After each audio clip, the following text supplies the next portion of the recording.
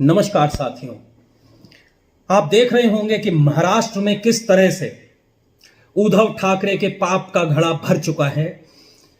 जो पाप उन्होंने पिछले 2.5 सालों में किए, जिस पे बाला साहेब जिस रास्ते पे चले थे, उस रास्ते को उन्होंने जिस तरह ठोकर मारी और जिस तरह कांग्रेस और एनसीपी के पैरों में गिरकर 2.5 साल वो उस पगडंडी को मसलते रहे जिस पर कि उनके पिता चला करते थे।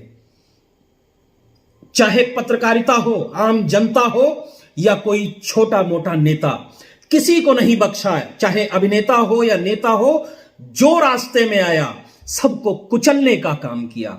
लेकिन उद्धव जी, आप भूल गए थे कि ये एक घड़ा है जो भरता है, समय चक्र है जो बदलता है। और आपने देखा, हम सब कहा करते थे कि एक दिन ऐसा आएगा कि कोई आपका अपना ही आपको दगा दे जाएगा। आखिर बख्शा किसको आपने? आप उस एंटोनिया माइनो के पैरों में जाकर के गिर गए जिस एंटोनिया माइनो के बारे में बाला साहेब ठाकरे कहा करते थे कि वो व्यक्ति, मैं वो शब्द भी नहीं बोलना चाहता, जो सोनिया के पैरों में गिर जाए या जो सोनिया से समझौता कर दे, वो मर्द नहीं हो सकता। ये बात आपके पिताजी ने बोली थी। लेकिन आपने क्या किया? आपने उसी सोनिया गांधी के लिए, उसी कांग्रेस पार्टी के लिए आपने किसी हीरोइन का घर तोड़वा दिया, तो किसी पत्रकार को जेल भिजवा दिया, तो किसी अभिनेत्री को जेल में डलवा दिया, सिर्फ इस वजह को लेकर कि उसने शरद पवार के लिए कुछ कह दिया। आपने जय श्री राम के नारे को कलंकित कर दिया। आपने अल्लाहू अकबर के नाम को तो अलाउ किया, लेकिन जय श्री राम बोलने वालों को अपराधी बता दिया। जितना भ्रष्ट शासन और जितनी अराजकता और जितना पद का दुरुपयोग महाराष्ट्र सरकार में पिछले 2.5 साल में हुआ, इतना तो स्वयं कांग्रेस शासित राज्यों में भी नहीं हुआ। यही नहीं रुकता आपका। अगर आपके बारे में बोला जाए तो शायद 2-4 दिन निकल जाएंगे उद्धव जी। अभी कुछ दिनों पहले की ही बात है, ज्यादा दिन पहले भी नहीं। आपने जागरणों पे पाबंदी लगा दी। आपने घोषणा कर दी कि मस्जिद के आसपास कोई हनुमान चालीसा नहीं पढ़ सकता। आपने घोषणा कर दी कि अजान के वक्त कोई दूसरी धुन भी नहीं बजा सकता। ये क्या रास्ता अख्तियार कर लिया था आपने? क्या ये एक मुख्यमंत्री होते हुए ये सब शोभा दे रहा था? नहीं, बिल्कुल भी नहीं, कतई नहीं। एक मुख्यमंत्री प्रदेश की सभी जनता का होता है, किसी व्यक्ति का, किसी धर्म का, किसी पंथ का गुलाम नहीं। लेकिन आपने तो सत्ता ही गुलामी के पेपर पर हस्ताक्षर करके पाई थी, जिसका यह परिणाम हुआ कि आपके अपने ही बागी हो गए।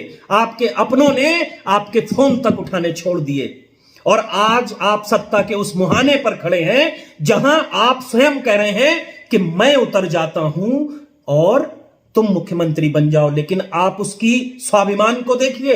वो कह रहा है, मैं बाला साहेब का शिव सैनिक हूं, मुझे मुख्यमंत्री पद नहीं चाहिए, मुझे कांग्रेस और एनसीपी के साथ मिलकर मुख्यमंत्री पद नहीं चाहिए। ये बाला साहेब के एक शिव सैनिक। आप तो पुत्र थे, आपसे लोगों को बड़ी अपेक्षाएं थी। चलिए, सत्ता के लिए आपने गठबंधन कर लिया तो ठीक है, लेकिन सारे अपने स्वाभिमान को, सारे अपनी नैतिकता को, जो आपने अब तक सीखा, उसको बिल्कुल दांव पे लगा करके अगर गद्दी चलानी पड़े तो मुझे लगता है कि ऐसी गद्दी को आपको बहुत पहले ही लात मार देनी चाहिए थी, जबकि अब गद्दी लात मार रही है।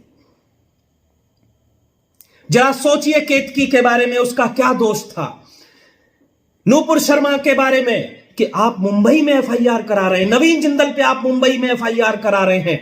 ये कांग्रेस की सरकारें अन्य दूसरे राज्यों में है, वहां नहीं करवाती, आपसे करवाती है, क्योंकि कांग्रेस को आपको खत्म करना था। और कांग्रेस ने पिछले 2.5 साल में ये करके दिखाया।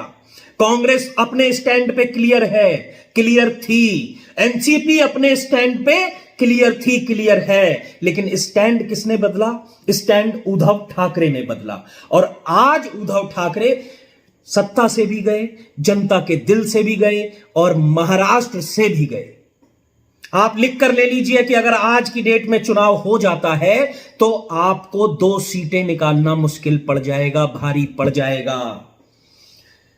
आपने नवनीत राणा को सिर्फ इस वजह से जेल में डलवा दिया कि उसने यह कह दिया था कि उसे आपके दरवाजे पर आपके दरवाजे पर हनुमान चालीसा करनी है। अरे आपको तो हाथ फैलाकर स्वागत करना चाहिए था कि आओ मैं फूल बरसाऊंगा, तुम हनुमान चालीसा करना। लेकिन आपने उन्हें जेल में डलवा दिया। हनुमान चालीसा रोकने पर अब आपको अपनी सरकार के अंतिम समय में गरुड़ पुराण का पाठ करवाना पड़ेगा। तो बिल्कुल सही साबित होता हुआ ये साथियों, जो बड़े बुजुर्ग कह के गए थे कि पाप का घड़ा भरता है, महाराष्ट्र सरकार के पापों का घड़ा भर गया है। कोई कुछ कह दे आपको तो बस जेल भिजवाना है, कोई कुछ छेड़ दे आपको तो बस जेल भिजवाना है। आपने टोपी की जैसी गुलामी की, महाराष्ट्र के इतिहास में टोपी की ऐसी गुलामी किसी ने नहीं की। आपने शिवाजी के सपनों को चकनाचूर किया, आपने बाला साहेब की आत्मा को आहत किया, आपने महाराष्ट्र की आत्मा को आहत किया है और महाराष्ट्र की जनता आपको कभी माफ नहीं करेगी। ये 35 विधायकों ने तो शुरुआत की है। आपको मैं यकीन दिलाता हूं कि महाराष्ट्र में शिवसेना तो शिवसेना ही रहेगी। बाला साहेब ठाकरे का सपना जो था वो कोई ना कोई तो साकार करेगा। हो सकता है देवेंद्र फडणवीस करें, हो सकता है एकनाथ शिंदे करें, लेकिन आपने अपना वजूद खो दिया। जय हिंद, जय श्री राम।